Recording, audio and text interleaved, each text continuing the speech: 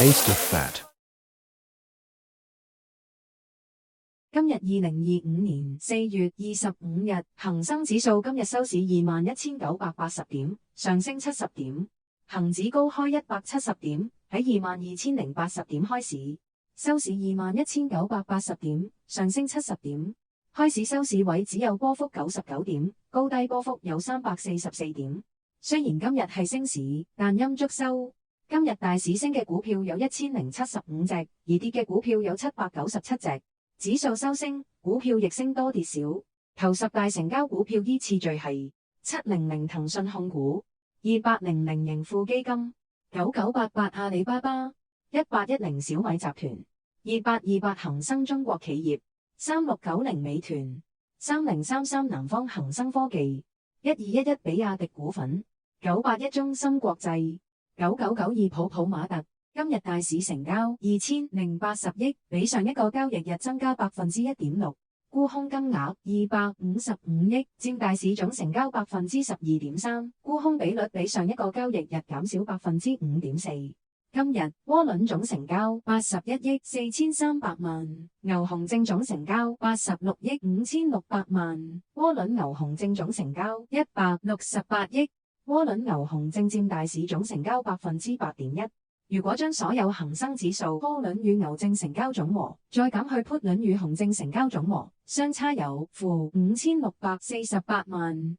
今日大市成交2080億，港股通成交861億，佔大市成交41.4%。最大港股通成交股票700騰訊控股53億8900萬，不過兩地總流出資金14億8800萬。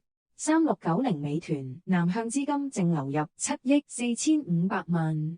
恒生指數收市升穿20天平均線，如果睇移動平均線排列10天平均線升穿100天平均線，今日收市升穿保力加通道中軸，恒指只係跌穿保力加通道中軸一日，今日再企喺中軸以上收市。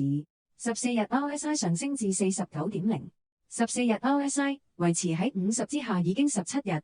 下圖包括所有恒指成分股，每一支巴嘅長度代表相關成分股佔指數比重，而巴上嘅百分比代表成分股今日沽空比率。恒生指數成分股沽空比率最大3隻股票分別係66號港鐵公司、1211比亞迪股份、868信義玻璃，沽空比率百分比53.0%、38.2%、31.8%。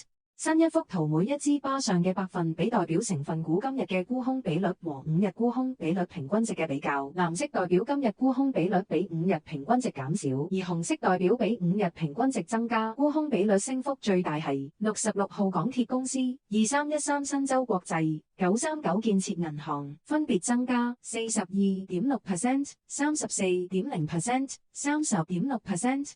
指數成分股裏面最強嘅股票係322康師傅控股、3號香港中華煤氣、2388中銀香港，而最弱嘅指數成分股係669創科實業、1099國藥控股、1928金沙中國有限公司。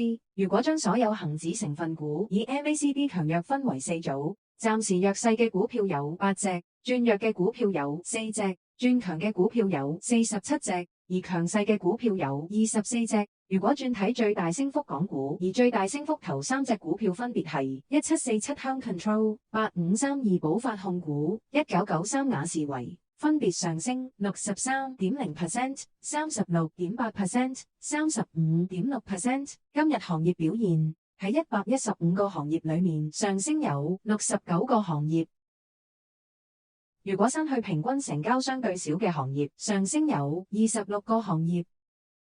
Taste of Fat 第一部分大市簡報已經完結，第二部分為今日行業板塊表現。喺14個大板塊116個行業裏面，以平均收市價總結出表現最好嘅行業。如果有興趣，歡迎繼續收看。